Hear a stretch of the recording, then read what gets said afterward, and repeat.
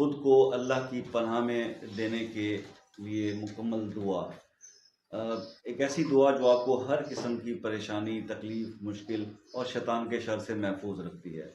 हदीस नबी के मुताबिक, हदीस नबी इसमें यह हदीस सही बुखारी शरीफ की हदीस 3371 के अंदर हजूर पाक सल्लल्लाहु अलैहि वसल्लम ने फरमाया इस दुआ के बारे में कि ये इस दुआ को पढ़कर वो हज़रत इमाम हसन और हुसैन अलैहिस्सलाम पर दम किया करते थे, पढ़ा करते थे, उनकी हिफाजत के लिए ये दुआ मांगा करते थे।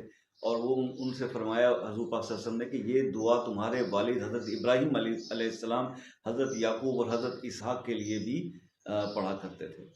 तो इस रेफरेंस में ये दुआ जो है इसके आप जब मायने पर भी गौर करेंगे और इसके बारे में ज़रा तफसील में जाएंगे, then you will get information. आपको रियलाइज़ होगा कि कितनी जामे और